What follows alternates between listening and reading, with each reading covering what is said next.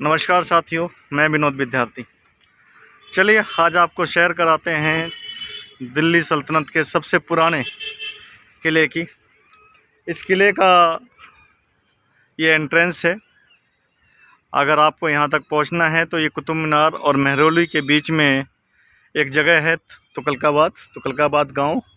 और ये जो तुगलकाबाद जो गांव बसा हुआ है, ये जो तुगलकाबाद गांव बसा, ये फोर्ट आपको दिख रहा होगा। तो ये जो फोर्ट है, ये जो किला बना हुआ है, ये दिल्ली के बहुत पुराने किलों में से है। इसको तुगलक वंश के गियासुद्दीन तुगलक ने इस शहर को बसाया था या बसाने की कोशिश की थी, क्योंकि ये किला आज तक उजाड़ पड़ा हुआ है, ये कभी बस ही नहीं पाया। आइए हम आपको अंदर ले चलते हैं। ये यहाँ से जाने का रास्ता है, जहाँ से आप जा सकते हैं, ये मेन रोड से। और यहाँ तक पहुँचने के लिए मैं आपको लास्ट में बताऊँगा कि कैसे आप यहाँ तक पहुँच सकते हैं। तो आइए आगे चलते हैं। ये एंटर है, किले तक जाने का ये रास्ता है और इस रास्ते से आप किले तक जा सकते हैं। और ये किले का मुख्य द्वार है, जहाँ से आप एंट्री कर सकते हैं। तो काफ़ी बड़ी संख्या में यहाँ पर्यटक आते हैं और इस किलों को देखते हैं कभी। आइए चलते हैं। ये है इसका मुख्य द्वार। ये हम तुगलकाबाद किले के अंदर देख रहे होंगे आप। ये किले का मुख्य द्वार से जैसे ही हम अंदर आते हैं तो ये किला आपको सामने, इस किले को आप देख सकते हैं। ये काफ़ी पुराना किला बसा हुआ है और मोहम्मद बिन तुगलक ने इस शहर को बसाना शुरू किया था। ये शहर उसी समय बसा जब निजामुद्दीन औलिया निजामुद्दीन के पास अपनी दरगाह को बनवा रहे थे। और यहाँ की एक बड़ी प्रसिद्ध कहानी भी है कि अभी आपको आगे बताएंगे वो कहानी क्या है। तो अभी चलिए आगे आपको ले चलते हैं। आप देख रहे हैं ये हम किले के ऊपर हैं और ये सामने से आप देख रहे हैं कि ये रोड्स महरौली बदरपुर रोड है और यही ये रेड लाइट है। ये सीधा एक रोड शूटिंग रेंज के होते हुए करणी सिंह शूटिंग रेंज, जो दिल्ली की प्रसिद्ध शूटिंग रेंज है, यहाँ से गुजरते हुए फरीदाबाद और फिर नेशनल हाईवे पर जाकर ये पिन जाता है। ये किला है। आप देखें इस किले को ध्यान से, तो इस किले की एक चीज़ आपको कॉमन नज़र आएगी कि किला बहुत पुराना है। इसकी एक बड़ी खासियत यह है कि ये किला अभी भी बंजर पड़ा हुआ है पूरी तरह से, यानी यहाँ पर कभी ये पूरा नहीं हो पाया। अगर आप देखें यहाँ पर तो ये सारा खंडहर नज़र आएंगे आपको पूरी तरह से। किले के खंडहर हैं ये, और ये खंडहर जो हैं, एक कहानी है इन खंडहरों की कि ये किला कभी पूरा बन ही नहीं पाया। क्या वजह थी ये किला पूरा नहीं बन पाया, इसकी एक कहानी है। अब वो कितनी सच्ची है कितनी झूठी है ये तो नहीं कह सकते, मगर वो कहानी मैं आपको बताऊंगा कि ये किला पूर्ण रूप से तैयार क्यों नहीं हो पाया। तो ये जब आप देखेंगे तो आप समझेंगे कि किस तरह से ये जो किला है गियासुद्दीन तुगलक के द्वारा इस शहर को बसाया गया। और मगर वो इस शहर को बनाने का जो उसका सपना था, ये सपना वो कभी पूरा नहीं हो पाया, ना उसके जीते जी ना मरने के बाद। एक शानदार बहुत पुराना प्रांगण।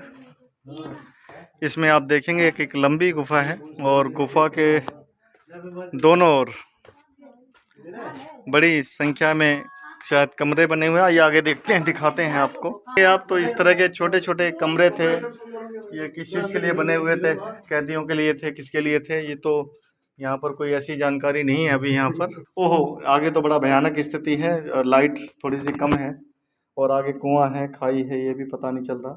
ये इस तरह का कुछ है व्यवस्था। ये देखिए इस तरह के ये कमरे बने हुए हैं, आप ध्यान से देखिए। अभी आपको नज़र आ रहा होगा, मुझे लग रहा है कि ये इस तरह के, और ये ठीक है, अच्छा है।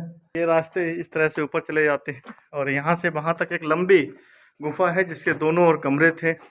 अब ये कमरे किसके लिए थे, अभी तक यहाँ ऐतिहासिक रूप से कुछ नहीं, क्योंकि ये किला पूरा नहीं हो पाया था।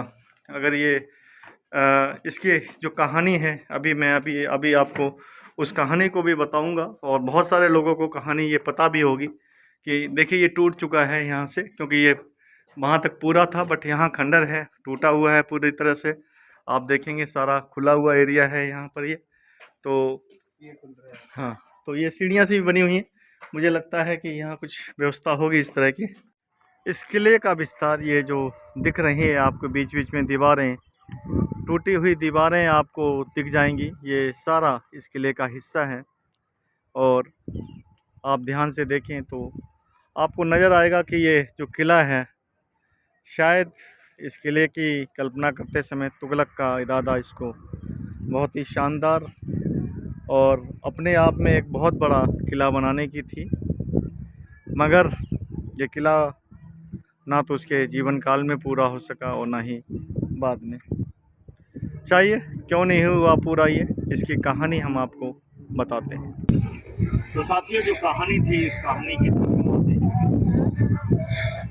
गयासुद्दीन तुगलक वंश के शासकों ने जब इस किले को बनाना शुरू किया, और उसके बाद मोहम्मद तुगलक तक ये बात आते आते काफ़ी समय हो गया, हमारी किला पूरा नहीं हो रहा था। उसी समय कहा जाता है निजामुद्दीन औलिया, जो कि निजामुद्दीन जो जगह आज हम देखते हैं, वो सूफी संत निजामुद्दीन वहाँ पर अपना एक छोटी सी रिहाइश बना रहे थे, और वहाँ एक मस्जिद और बाकी जो सूफी दरगाह का निर्माण वहाँ हो रहा था। तो काफ़ी बड़ी संख्या में लोग वहाँ पर अपना मेहनताना, अपनी जो मेहनत थी वहाँ कर रहे थे, और वहाँ पर फ्री ऑफ कॉस्ट वो अपनी शारीरिक श्रम दे रहे थे। और बादशाह को जब ये पता चला कि बहुत सारी जो श्रमिक हैं वो उसके किले में ना काम करके उस निजामुद्दीन औलिया की दरगाह के पास जो निर्माण कार्य हो रहा था वहाँ पर कार्य कर रहे थे, तो ऐसे में बादशाह ने कहा कि, और उसने रोक लगा दी कि भाई अब वहाँ पर कोई भी श्रमिक काम करने के लिए नहीं जाएगा, और इस तरह से सारे श्रमिक जो हैं वो सिर्फ इस किले के निर्माण में अपना सहयोग करेंगे। इस तरह से जब वहाँ रोक लग गई तो संत, सूफी संत को पता चला कि बादशाह ने यहाँ पर श्रमिकों के आने पर रोक लगा दी है, और जब उसने कहा कि कोई बात नहीं, दिन में श्रमिक यहाँ काम करते थे, उसके बाद वहाँ पर रात को काम करना शुरू हो गया। श्रमिक यहाँ से थक के जाते भी 2 घंटे 4 घंटे वहाँ पर काम करते, और इस तरह से वहाँ भी निर्माण कार्य जारी रहा। बादशाह को फिर खबर मिली, अपने जो जासूस थे उनसे खबर मिली कि भाई वहाँ निर्माण कार्य अभी चल रहा है, यहाँ श्रमिक दिन में काम करते हैं और वहाँ पर जाकर वो रात को करते हैं। तो बादशाह क्रोधित था, कहते हैं बादशाह पागल भी था। उसने कहा कि अगर ऐसा है तो रात को जो वो अलाव जलाते हैं, जो वो मशाले जलाते हैं, उन मशालों में मिट्टी का तेल लगता था पहले, तो वो उस तेल को उसने वहाँ पर मना कर दिया कि भाई उनको किसी भी प्रकार से तेल की सप्लाई नहीं होनी चाहिए, ताकि वो मशाले ना जला सकें और वहाँ पर काम रुक जाए। तो अब जब रात हुई, शाम हुई, तो श्रमिक जब काम करने पहुंचे तो बात हुई कि मसाले जलाई जाए। तो कुछ देर मसाले जली, और मसाले जलने के बाद तेल खत्म हो गया।